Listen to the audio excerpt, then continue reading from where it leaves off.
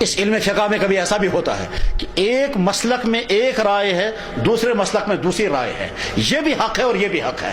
کبھی کبھی لوگوں کو غلط فہمی ہوتی ہے، یہ دونوں حق کیسے ہو سکتے ہیں؟ جواب ہے دونوں حق ہیں، آپ اس پر دین پر چلیں یا اس پر دین پر چلیں، یہ بھی دین ہے اور یہ بھی دین ہے۔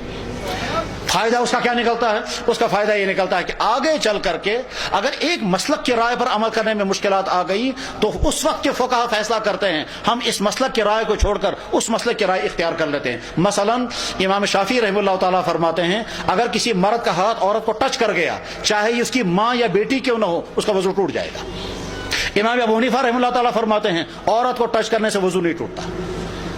امام شافعی رحمہ اللہ تعالیٰ فرماتے ہیں قرآن کریم میں آیت موجود ہے او لامستم النساء، تم عورتوں کو ٹچ کرو گے تو وضو ٹوٹ جائے گا۔ امام ابو حنیفہ رحمہ اللہ تعالیٰ فرماتے ہیں لامستم ٹچ کرنے کا مطلب ہے ہم بستر ہونا، یہ ٹچ کرنا مطلب یہ نہیں ہے۔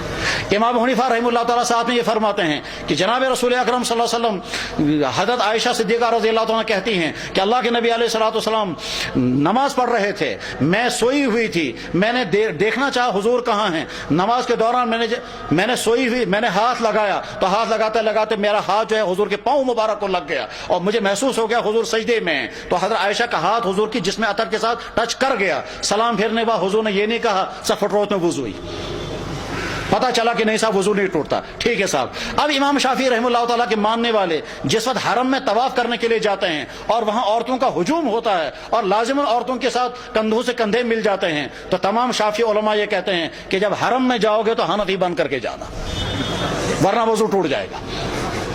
اللہ اکبر، ایک مرد غائب ہو گیا اور کچھ پتہ نہیں وہ زندہ ہے یا مر گیا، اب کیا کیا جائے؟ حدیث میں کہیں موجود نہیں ہے کہ صاحب اس کی بیوی کو دوسرا نکاح کرنے کی اجازت دی جائے یا نہ دی جائے۔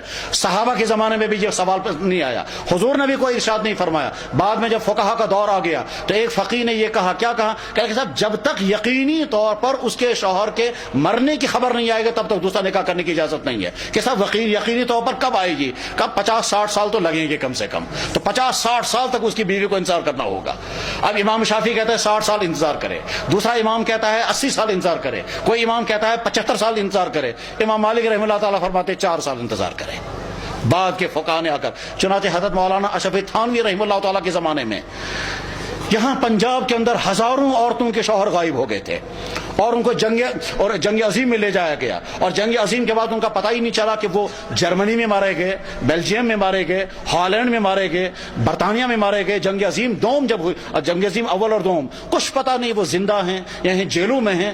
سال ہر سال انتظار کرتے رہے تو مسلمان عورتیں پریشان تھی، اور جب عالموں سے پوچھتے تھے حنفی علماء سے، وہ کہتا تھا، کوئی کہتا تھا 60 سال انتظار کرو، کوئی کہتا تھا 80 سال انتظار کرو۔ اس وقت مولانا اشرف تھانوی رحمہ اللہ تعالیٰ نے فرمایا وہ مرحلہ آ گیا ہے، اس مسئلے میں ہم حنفی رائے چھوڑ دیں گے اور امام مالک کی رائے اختیار کریں گے۔ چنانچہ حضرت تھانوی رحمہ اللہ تعالیٰ نے باقاعدہ مسئلہ لکھا اور ہندوستان اور پاکستان کے تمام علماء کو بھیجا کہ میں نے ارادہ کر لیا ہے کہ اس مسئلے میں ہم امام مالک کی رائے کو اختیار کریں گے، آپ لوگ اپنی تائید یا تردید کرو۔ تمام علماء نے اس کی تائید کی۔ اس کے بعد حضرت تھانوی نے مدینہ طیبہ مسئلہ بھیجا، شام بھیجا، مصر بھیجا، مکہ مکرمہ، وہاں کے علماء نے بھی تائید کی اور اعلان کر دیا کہ آج کے بعد اگر کسی عورت کا شوہر گم ہو جائے گا تو حنفی مسلک کی رائے کے مطابق نہیں بلکہ امام مالک رحمہ اللہ تعالیٰ کی رائے کے مطابق 4 سال کے بعد دوسرا نکاح کر سکتی ہے۔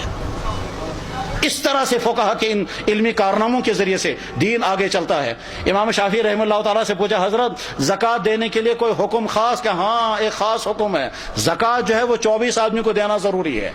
انہوں نے کہا حضرت یہ 24 آدمی کہاں سے نکلے؟ کہا قرآن میں اللہ تعالیٰ فرماتے ہیں 8 جگہوں پر زکوٰۃ دو، اور 8 جگہوں میں سے ہر جگہ کے لیے قرآن نے 3 افراد استعمال کیے ہیں۔ انما صدقات للفقراء، صدقہ دینا فقراء کو، فقراء میں سے 3 لینے پڑیں گے، والمساکین، اور مساکین میں سے بھی 3 لینے پڑیں گے، کیونکہ جمع کا لفظ جو ہے وہ عربی میں کم سے کم 3 کے لیے آتا ہے۔ تو فقیروں میں سے بھی 3 لے لو، مسکینوں میں سے بھی 3 لے لو، مقرضوں میں سے بھی 3 لے لو، جیل والوں میں سے بھی 3، 24 آدمی کم سے 8 یا 24، تو 24 آدمیوں کو زکوٰۃ دینی پڑے گی۔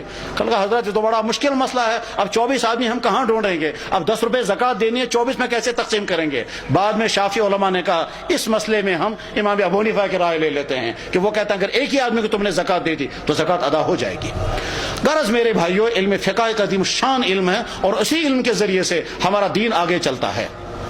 اسی وجہ سے دنیا میں ہم فخر کے ساتھ کہتے ہیں کہ دنیا کی کسی قوم کے پاس قانون نہیں ہے مذہبی قانون، ہمارے پاس مکمل اسلامی قانون موجود ہے، اور وہ اسلامی قانون جو ہے وہ علم فقہ ہے۔ ہمارے پاس مکمل قانون نکاح ہے، مکمل قانون طلاق ہے، مکمل بزنس کا قانون ہے، مکمل شہادت کا قانون ہے۔ عدالتی نظام جیسا ہے اس سے زیادہ بہتر ہمارے پاس عدالتی نظام ہے، اور وہ سارا نظام جو ہے وہ کھڑا کیا ہے فقہاء کرام نے۔ حدیثوں کی بنیاد پر سارا نظام کھڑا نہیں کیا جا سکتا۔